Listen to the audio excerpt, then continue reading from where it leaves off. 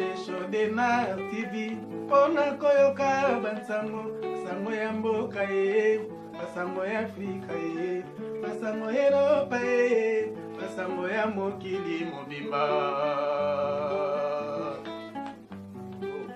Deshodena TV pona koyoka bansango basango ya mboka ye basango ya Afrika ye basango ya Europa ye basango ya mokili mobimba. Bonjour, bonsoir, Balandignon, soit Desho Denar TV. Merci Nabao Balandi Desho Denar TV. N'hésitez pas à s'abonner sur notre chaîne Desho Denar TV Ota la réalité. Tu es na sujet et kamwisi mingi maman nabiso abengi na Desho Denar TV. Maman zole la lobby Desho na ebite o nazalaki na e camarade tondoki. Quel est le problème? Zala branché toke na détail. Maman nabiso alobi boye Desho naza na camarade moko tokutana ki na ye awa na Amérique po maman nabiso aza na Amérique alobi camarade oyo aza ndundu oyo kote toza na ville nabiso batu mingi babande kolinga ete batu nyonso bazoboya ya te ndundu bandundu bazaka bandoki tout ça bablo mo abongo tolobi te ke bandundu bazaka bandoki pourtant to sala ba émission olingi to banda ko expliquer makambo nyonso or ke na loba miko nyonso na ba émission nyonso tozo sala exception ezalaka camarade ndundu batu nyonso baboya ye batu baboya camarade ndundu oyo makama be ndundu mama amonaki ndundu pe aza mutu lokola biso mama apesaki confiance na ina camarade ndundu bakomi ba camarade basali amitié na ndundu mama lobi na début ya vie wana nanu na bala kite Desho na ndundu oyo toke kozwa ndako to bandi ofutela biso mibale na ndundu. Mais na kati ya ndako ndundu akomi na ba comportement moko très compliqué à ne pas comprendre. Quel est le problème? Maman lobi boye muko mususu na butu. En fait, maman lobi boye ndundu wana zali na caractère ya okendo subaka na salle de bain, c'est-à-dire olia flashaka ata mai masube le carien. Yango salle de bain et koma solo. Bref, bavandaka asipportera ba caractère bon, ezandako bo futela batumi balé. Maman lobi Desho tozwa ki mwa studio to kabolika ba rideau ndenge zaka o koto tant que ba fille mibale bazo futela ndako.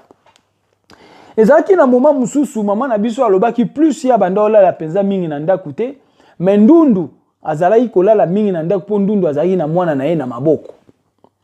Jour mususu maman abimaki azongi kozonga na ye ayaki na mwa ba air moko boye très tôt en fait ayaki koya ye akutaki ndundu azaki na cuisine abandaki ko balula biloko mais ekoteli ya mama akotaki na mwa silence moko boye koya vers cuisine aye lentement atali elongi na ye na kati ya cuisine amoni ndundu azobenda crachat azobenda soyi na ye ya munoko abendi soyi ya munoko abwaki na biloko abaloli abandi ko tirer deuxième coup ya soyi azobenda soyi po abwaka mama asali mwa chichotement makolo aningisi mwa makolo ndundu asutuki oye bongo ye ka bwemba moko lobi eloko te na yeba ite ko koma sikoyo obika ndeza ko kuti mutu na likambo mobo ayeba ite ke boki ko surprendre ye asutuki po ayeba ki kaza ye moko na ndako mais maman koti dans le silence aye directement na cuisine po maman yoka ki mouvement mutu na cuisine mais ndundu ayoka ki te ke mutu akoti na ndako kotala boye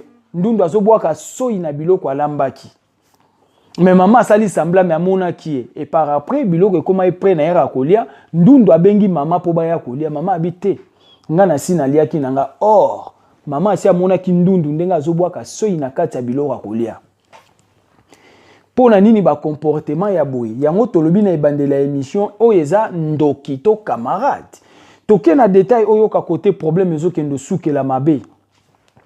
Maman lobi Desho to vivra ensemble camarade toujours ba acte moko mabe lokola ndoki baye kokende muko mususu na shop bakesomba biloko ndenge bakota na shop na yebisaki ndundu azala na mwana bakendaki na poussette na mwana batindiki ndenge poussette ezara bake poussette bakesala ba achat nzoka ndundu ndenge bakotaki na magasin ndundu yiba a charger poussette a mwana plein ya koyiba nzoka ndenga bandai koyiba ba caméra magasin basi ba mona ki bazolandela mouvement na nyonso ba sécurité balandi mouvement na bango nyonso ndenge bazosala na kata shop kokoma na sortie côté ba futaka ndundu avant baya kokoma na sortie en fait avant ba kende po ba bima na caisse ba kendo futa po ba bima ndundu azwi poussette asimbisi mama na biso abi non yo tindika mwa poussette ponga na simbi mwa biloko yo tokende futa or na kati wana ndundu asi ayebaki ndenge asi amine poussette a mwana a charge biloko tinati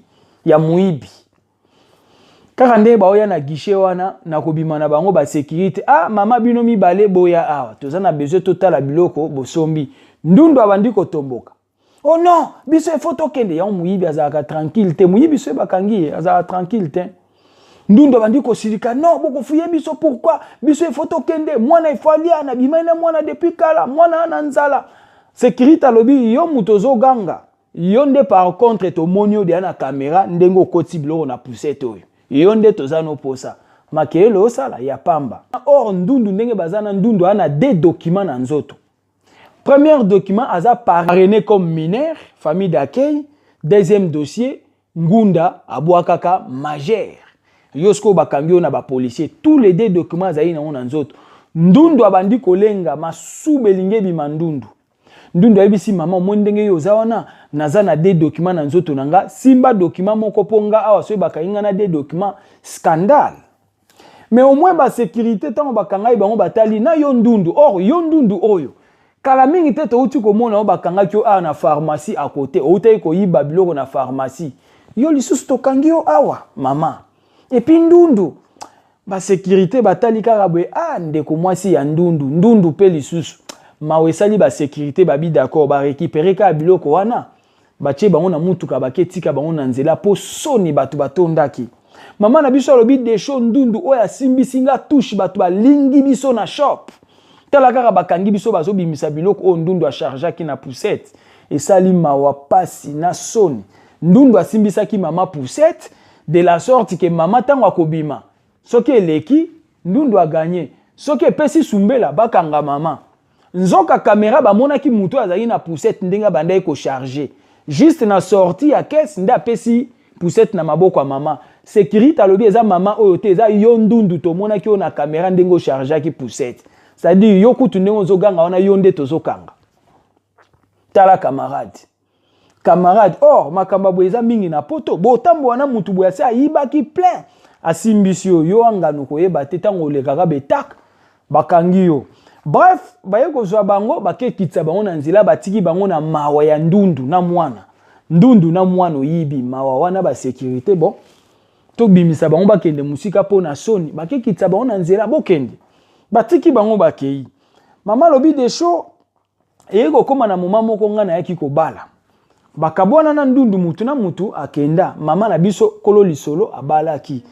babungana ça fait un bon moment baye kokuta na lisusu amonika mukomususu ndundu aye ko visiter na adresse sika zalaki voilà bayambani lisusu ba camarade mama na minute wana kuma ina zemi ya 5 mois na libumu ndundu aye kotala bango mobali na ye amona ndundu wana bi nga camarade no ndundu oyo en tout cas na sepeli na été esprit na nga na oya ye ekutani te mama ka lokwa defendaka na ye ndundu camarade na ye mama bi te tika omoni azaka ka mutu ndundu pe azaka ka mutu yango maka msusu e bazo pekisa sengeli ko monaka faut ko monaka na musika ce n'est pas tous les ndundu bato ba comprendre ka mais des choses ndeni olobi ba ndundu ba bandoki nani echo ke ndundu andoki ngande na oloba oyoki ke na bi ba ndundu ba bandoki po yo comprendre ka te tozonga na sujet po to bunga te mobali na yebisi nga penda camarade no ndundu oyo na sepeli na ete esprit na nga na ye etutanité moi si akote lisu ndundu ote tika ye omoni aza camarade na nga ndundu pe aza kaka mutu pona nini bolingaka ba ndundu te bref papa lobi bo d'accord lokwa aza muninga na yo to tika ngondengo wana ndundu aye ayaki ko visiter bango ndundu aleki na cuisine po alamba ngai alambi ngai ba camarade bayebanaki ndundu alambi ekomi na era kolia mama lobi te nga mobali na nga aliaka biloko abatu te nga mona olambela mobali bref basali ne sengela basala na cuisine bavandi na tango bazo solola ndundu asimbi mama na libumu mama azali na zemi ya 5 mois na fungoli parenthèse rapidement pour comprendre oyebi biso ba congolais soki mwasi na zemi il faut faire attention yo za camarade oyeko tala camarade na zemi pourquoi orozana ba courage okendo simba zemi ya mutu biso ba africain mwasi so aza na zemi ba simba ka ye na nzoto te atoza mwana mobali toza mwana mwasi soki muninga mwasi aza na zemi to soki ndeko mwasi ana zemi éviter ya kosimba ye na nzoto oki kozaloza na problème moko te na vie na yo oza pe ndoki te mais keba ba oki kokango ndoki kaka po simba ki ye na libumu surtout biso ba africain mwasi azemi ba simba ka ye na libumu te mwasi azemi ba lobelaka zemi na ye te yango mona na congolaise ana zemi abombi zemi tina ndenge obota bosutuki ka mwana bimi pona nini toboyaka ba dégâts ya boye oya kotala ye na ndako koluka oyeba zemi eza ya combien de mois mwana ngo aza ndenge nini avandi ndenge nini bolingi koyeba trop na bavie ya bato okoluka oyeba bosiko mwana ngo aza ya mwasi to mobali docteur alobi nini yango tosalaka mpe mwasi soki aza na zemi moto akoyeba te tina ndenge akobota yo osukaka mwana akomi na inane voilà pona nini koevite babiloko aboye nakangi parenthèse nalobai bongo mpo comprendre kote tooke eshite Maman lobi des choses, tu vends na camarade Ndundu, tu vends subitement. Na yebite des choses soka yela ki mission ya kosimba nga na zemi, to ayaki na mission aboma mwana nga na libungu, wana nga na yebite. Mais quel est le problème? Tant ba vandi ba oso la camarade Ndundu aya simbi mwasi na libumu, simbi camarade ne na libumu. Oh mwana vanda yo na omo ndiye mwana avandi na libumu te, on dirait avandi na mabele. Mwana na libumu. Alongwe ovanda na libumu ake vanda na mabele bon na yebite bana basi nde boyebi makamu na bino eske mwana pe avanda na mabele na tuni kaka bino basi bozana mambo ebele Ndundu alobi boye na mono ndie oya yo mwana avandi na mabele mais avandi na libumu te asimbi mama libumu na mwa brutalité moko boye donc mutu mo asali fort à toucher au na zemi subitement toucher zemi oyo mwana avandi na mabele yo mwana penda avandi na libumu te avandi na mabele penza Mama bi avanda mabele ndenge nini. Bref basolo la ki eleki.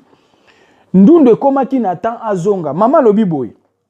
Ndundu alongwa ki na ndaku na ye par exemple na 20h juste. Ndundu asengi en fait Ndundu alaki ye ke non nga na zongi na 20h50 même jour. 20h juste Ndundu ake 20h50. Mama bandi koyoka ba douleur juste après 50 minutes. Maman bandi oka ba douleur na zemi. Douleur e bandi maman na biso na zemi maman bengi mobali na ye nazo ka bien te na omono ndire nazo ko ndire mwa moto na nzoto. Tchelanga mwa mai na salle de bain kuna na mikotisa. Pona yo ka bien. Au moment où mobali azo bongisela ye mai na salle de bain, maman akoti mbangu na chambre. Maman zo ka kaka ba malaise moko boye ya bien te na zemi. Libumu ekomi moto.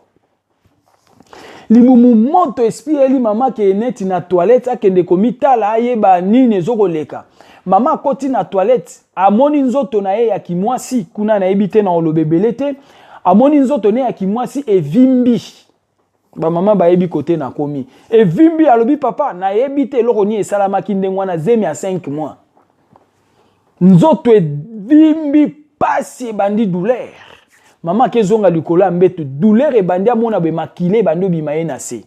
Azu téléphone abengi Ndundu. Mais non masanga ndenge na tikali awa douleur na libumu moye ezate na zomono ndire maye komo bimanga na se. Mama bandi kolela mobali na ya atali abi to benga ambulance ba bengi ambulance. Ambulance ye bazu mama bake na ye na hôpital. Mama lobi ambulance ezaka ba oke na mutu.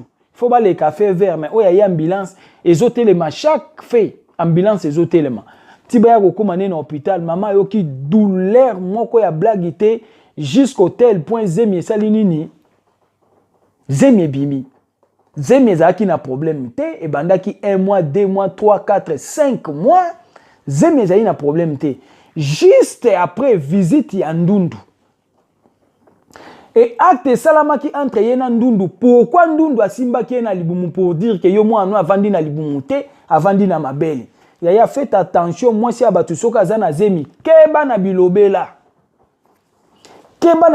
oketala moi si abatu ana zemi nga na kamwa congolaise omoni muninga no aza na zemi kasi ana zemi ba question ni bino boninga abotuna question ni yoko lingo bando tuna muninga balobi mwana ngo aza mwana nini etali yo osombela mwana ngo nini etali yo na tuni yo balobi mwana ngo aza ndenge nini mwana ngo balobi aza ndenge nini yaya bovandisaka minoko tranquille te okendo tala muninga no aza na zemi na omono ndiye yo penda mwana ngo amati na mabele Yo za na misu combien mwana longwa na libumu kendo moni ya matina mabele. Yaya tovandisaka munoko kimia. Tovandisaka munoko kimia bakokangaka yo ndoki pamba oza ndoki te. Munoko na yo polo polo. Olinko vanda kimia te. Oyeba nyonso, c'est ça aussi le mal entre congolaises. Na mona biloko pa ba congolaises ebele. Oh yo mwana openda matika na libumu. Oh, amatina libumu ndeni. Bo ata soka matina libumu, soki na mabele. Okovanda nyete, ka nde yo moni ya matina mabele. Oza misu combien? Machine nde mona mwana kota avandi. Yo siko misu no eza machine komi komona mwana batalongwe na libumu ake na mabele. Okovanda kimia te so omoni muninga na zemi. Oh balobi, ma copine, moi no balobi nini. Chaque mois soka uti kilo, il faut yebiso balobi nini na hôpital. Boni boye. Chaque mois muninga soka bimi ake kilo, il faut kaka yo benga balobi nini. Akomi na position nini. Mwana no azana combien de kilo na libumu. Yaya bako kango ndoki. Si muninga na zemi, sois tranquille. Omoni déjà que azana zemi, siko na sima nango yo lingo yeba nini. Olingo yeba tina mukolo akobota. Oh, bandeko congolaise yaya, bo doser. Bo longola molimo aboya kisongi songi ya koluka koyeba via mutu tina kati ya libumu. Tala kote problème eke kokwea. Ndundu asimbi zemi ya bato. Kopesa mukongo zemi ya bato ebimi. Est-ce que ndundu mutaloki zemi? To esalami kaka coïncidence ndenge ndundu ayaki kotala ye avu le clavier. Yo pesa biso constant na nyonso o na lobi elo ni yo koloba na kati. Voilà pourquoi maman na biso na sujet o alobi alingi asenga conseil ayeba eloko nini leka entre amitié na ye na camarade ndundu. Tizemi na ye longwaki na biloko nyonso na expliquer. Est-ce que eloko moko ya molili ya kindoki okiko za na kati to eza juste coïncidence? C'est ça notre question sur ce sujet. Voilà pourquoi na meki ko fungolela yo moi ba point mususu ebele pour comprendre. Maman lobi zemi e kolongwa. Zemi elongwe mwana akufi. Or abenga ki ndundu tangu pasi ane bandi. Na ndenge zemi elongwe na ndenge azonga na ndako. Ndundu amona na te.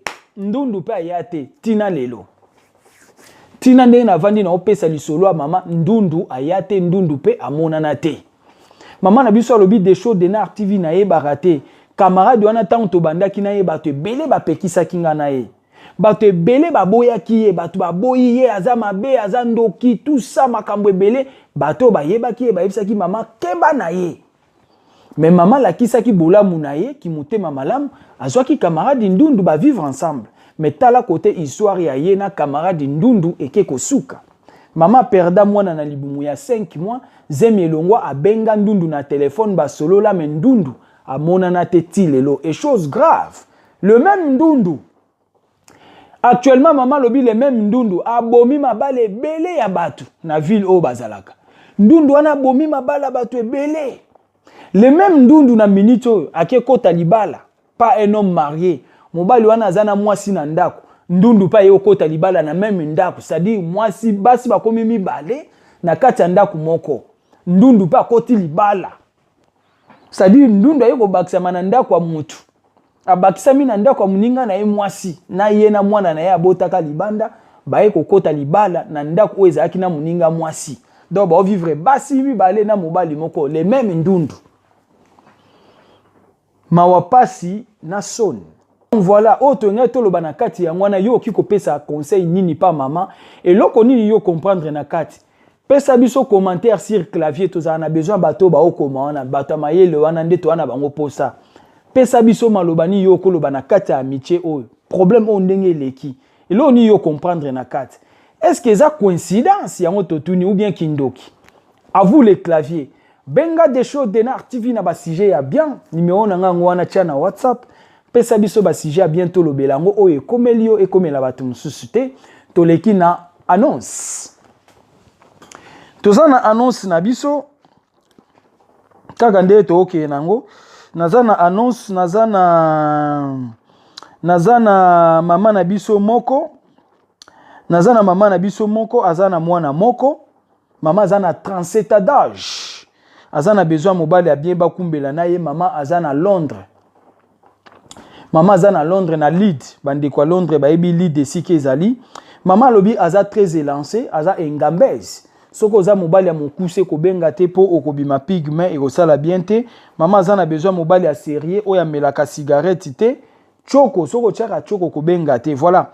Azana besoin mobali 43-48 ans d'âge. Soko za intéressé benga Desho Denar TV. Topé sa yo ba coordonné na kuzu. Nazana maman na biso mususu ya mibale 33 ans d'âge. Maman azana bana misatu. Maman na biso azana France. Maman aza posé. Azana besoin mobali ya bien. Ba kumbela na ye maman lobi boye. Mobali azala na papier na ye déjà. Mobali azala na papier na ye. Azala mobali ya melaka bangi te. So melaka bangi ko benga te. Benga Desho Denar TV soko ze intéressé. Maman azana besoin mobali 38-40 ans d'âge limite. Benga Desho Denar TV topé sa yo ba coordonné ya maman na kuzu. Toleki nazana maman na biso mususu. Nazana maman na biso mususu 33 ans d'âge, maman mère de 4 enfants, maman azana Paris, azana besoin mobali ya bien, bakumbela na ye, maman lobi boy. Mobali azana moi kabosh, moi élocution, c'est-à-dire moi ndinga pe na munoko ezala. Kozala mobali azobate, maman azana lobi 53 ans d'âge, maman azana Paris, actuellement azaye moko, soki oza intéressé benga Desho Denar TV topé sa yo ba coordonné na kuzu osola na maman. Maman azana besoin mobali 47-60 ans d'âge limite benga Desho Denar TV. Tozana maman na biso mususu Yasuka. Maman azana 44 ans d'âge. Maman azana 44 ans d'âge. Mère de 4 enfants. Maman azana Paris. Azana besoin mobali a bien ba kumbela na ye. Maman lobi mobali soko ye kolinga ye. Zala déjà na papier. Pour maman aza déjà na papier. Azana besoin te ke yo ya koluka intérêt simana ye po arobota lisusu te. Yaka oza déjà na papier, maman lobi kozala muta masanga te, kozala mutu ya ba problème te, cigarette te. Maman lobi azana besoin mobalo ya kufela mwasi et kozala mie to divorcé mais vrai divorcé, pas un aventurier. Maman lingi âge limite 46 à 50 ans soko za intéressé, benga Desho Denar TV. Tozana communiquer moko ya bien, problème à ma pangu. Na yebi ke bana poto ebele ba na besoin ba parcelle. So on a besoin de pan ou toza na parcelle moko na Kinshasa na commune ya Bumbu avenue Kinzonzi 21 Kinshasa. Soko za intéressé benga Desho Denar TV topé ça ba coordonnées pour les détails. Naza na deuxième communiqué ya terrain ici entrée Kinko le principal. Terrain est à 20/20. Ceux qui osa intéressé benga Desho Denar TV topé ça ba coordonnées na kuzu. Voilà autre ngeto lo bayango wana. Soko talingamba alboso, n'hésitez pas à s'abonner sur notre chaîne Desho Denar TV Ota la réalité. Aimez, commentez votre émission. Et Zala qui a bino humble serviteur. L'homme de bonne foi, Zala branché, bah émission Zakoya. Ciao.